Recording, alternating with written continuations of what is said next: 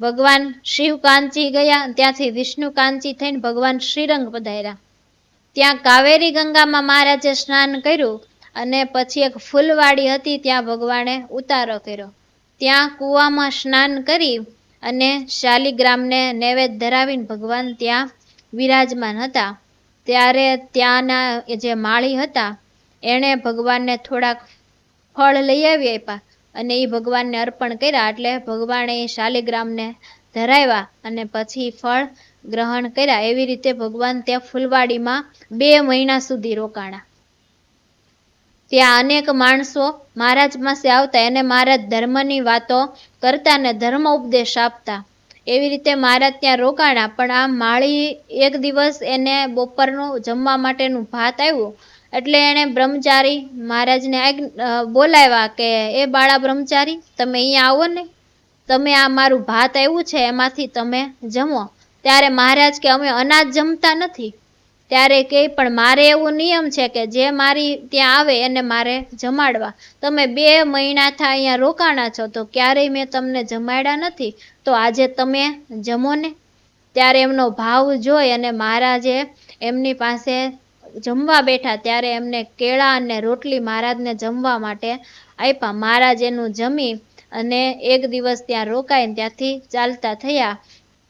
એને મહારાજને જમાડ્યા અને મહારાજ તો જમીને ચાલતા થયા. ત્યાં એ માળીને તાવ આવ્યો અને એક દિવસ તાવ રહ્યો અને બીજા દિવસે એનો દેહનો ત્યાગ કરી દીધો અને 10 મહિના થયા એટલે સુરતની અંદર એક શાહુકારની ઘરે એનો જન્મ થયો.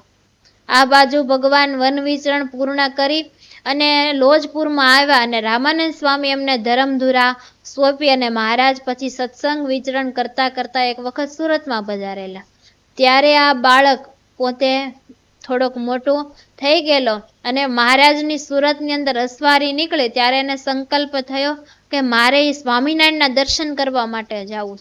એટલે એણે એના પિતાને વાત કરી કે મારે સ્વામિનારાયણ ભગવાનના દર્શન કરવા માટે જવું. ત્યારે એના પિતાએ ના પાડી કે સ્વામિનારાયણના દર્શન કરવા ન જવાય, એ કાંઈક એવું કામણ કરે તો એ બધા એને જ ભાળે છે, એટલે દીકરા આપણે ત્યાં દર્શન કરવા ન જવાય. ખૂબ મનાવ્યા પણ એમણે ના પાડવા છતાં એના દીકરા ન માન્યા. ત્યારે કીધું તો જાઓ દર્શન કરવા. એટલે એક માણસને સાથે મોકલી અને એ જે દીકરો હતો એને દર્શન કરવા માટે મોકલા.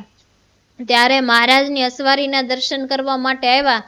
જેવા મહારાજને જોયા ને એ ભેગું એ દીકરાને એવું થયું કે આ સ્વામિનારાયણ ભગવાનને મેં ક્યાંક જોયા છે. અને મહારાજને જોતા વેત એની આંખમાં આંસુ આવવા માંડ્યા અને પોતે રડવા લાગ્યા. ત્યારે એની આરે જે માણસ આવ્યા હતા એણે કીધું કે દીકરા રડીશમાં, એમ ના પાડી તોય દીકરો જ્યાં સુધી મહારાજના દર્શન થયા ત્યાં સુધી રડતા રહ્યા. પછી મહારાજ જતા રહ્યા એટલે બંને ઘરે આવ્યા. ત્યારે જે ઓલા માણસને સાથે મોકલો તો એણે એ દીકરાના પિતા જે શેઠ હતા એને વાત કરી કે સ્વામિનારાયણ ભગવાનના દર્શન કરી અને તમારો દીકરો રડતો હતો. મેં એને ના પાડીને તો એ ખૂબ રડતો જ રહ્યો.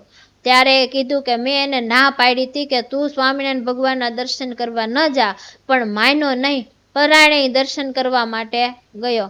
પણ હવે તમે એવું કરો કે આપણા ગોસાઈજી મહારાજ છે ને એના તમે દર્શન કરવા માટે એને લઈ જાઓ. પછી શેઠે એક નોકરને બોલાવ્યો ને એવું કીધું કે તમે 2 ખેસિયા, કંકુ અને ફૂલનો હાર અને 2 રૂપિયા એવું બધું તમે લઈ અને આ બાળકને આપણા જે ગોસાઈજી મહારાજ છે એના દર્શન કરવા માટે લઈ જાઓ અને ત્યાં જઈ અને એમને કહેજો કે આ દીકરા માટે હાથ મૂકે, એમ કહીને તમે એને પગે લગાડી આવો. આ બધી વસ્તુ લઈ અને ઘોડાગાડીની અંદર બેસાડી અને દર્શન કરવા માટે લઈ જતા હતા. ત્યાં રસ્તાની અંદર જ્યાં મહારાજનો ઉતારો હતો ને એ રસ્તો આવ્યો. ત્યારે એ દીકરાએ નોકરને કીધું કે મારે આ બધી વસ્તુ છે ને એ સ્વામિનારાયણ ભગવાનને ભેટ કરવી છે, તો તમે મને ન્યા લઈ જાઓ ને, હું તમને 10 રૂપિયા આપીશ. એમ એ દીકરાએ વાત કરીને ત્યારે એ નોકર એ છોકરાને લઈ અને સ્વામિનારાયણ ભગવાનનો જ્યાં ઉતારો હતો ત્યાં લઈને આવ્યા. ત્યારે બધા સંતો મહારાજની ફરતે બેઠા હતા. એટલે મહારાજે સંતોને કીધું કે જાઓ બધા સંતો તમે તંબુમાં જઈ પાણી પી આવો. એ મહારાજની આજ્ઞા થઈ એટલે બધા સંતો ત્યાંથી ઊભા થઈ અને તંબુમાં જતા રહ્યા.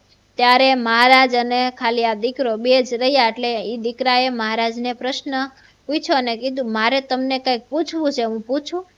ત્યારે મહારાજે કીધું, હા પૂછો, કે મેં તમને ક્યાંક જોયા હોય એવું લાગે છે. ત્યારે મહારાજે બધી વાત કરી કે તમે આગલા જન્મની અંદર શ્રીરંગની અંદર એક ફૂલવાડીના માળી હતા. અમે તમારી ત્યાં આવ્યા ત્યારે તમે અમને ભોજન કરાવ્યું હતું. એ ફળ સ્વરૂપે આજે તમારો આ સુરતની અંદર એક શેઠની ઘરે જન્મ થયો છે. એટલે ત્યારની તમારે ને અમારે ઓળખાણ છે. ત્યારે દીકરાએ કીધું કે તો મને તમારા શરણે લ્યો, વર્તમાન ધરાવીને મને કંઠી પહેરાવો. ત્યારે મહારાજ એક પાર્ષદ હતા, એમને કીધું કે પાણી લાવો. એટલે પાણી લાવ્યા. એટલે દીકરાને મહારાજે વ્રતમાન ધરાવ્યા અને કીધું કે અમે તમને કંઠી નથી પહેરાવતા. શા માટે?